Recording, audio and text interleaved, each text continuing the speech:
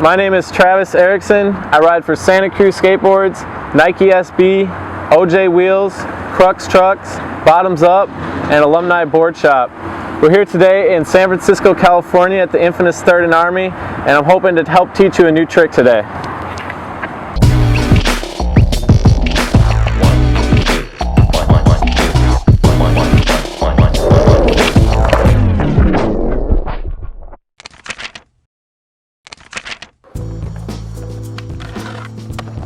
Alright, so today I'm going to try to teach you guys how to do a Nollie Nosegrind.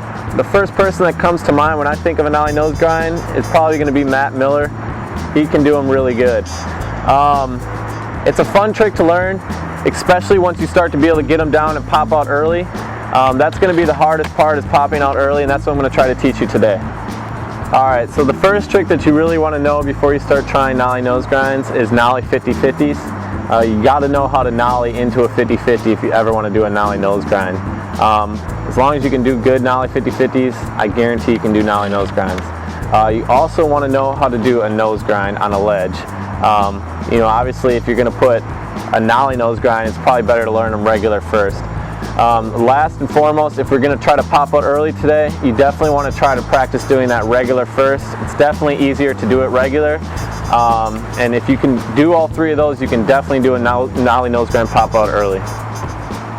You don't have to go too fast for this trick, but you definitely want to go fast enough where you're going to be able to grind through it and grind long enough, especially if you're doing it on a cement ledge. If you're doing it on like a wood ledge with metal coping, it's going to be a lot easier to go slower, but either way, it's always better to go faster.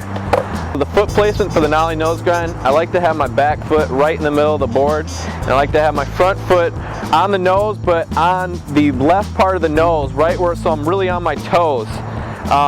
This is going to give you the most solid pop, and it's also going to kind of have your feet on the ledge in the right position to when you want to pop out behind you and pull it out. So once you pop into the Nosegrind, you think about balancing. When you're balancing on the ledge, there's a lot of things that can be going through your mind because you really have to think about popping out.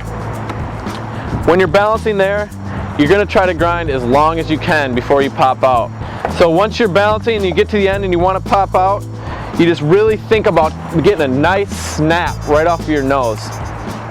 If you don't snap out and really pop and pull back, it's not going to work. You end up grinding right back on the ledge. It happens to me a million times where I'll try to pop out and I'll land into a Smith grind or something, exactly what I don't want to do.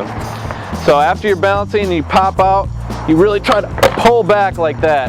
Just think about snapping out of a noseman or snapping out of a nose grind. Once you pull it back, you should land clean on the bolts and roll away.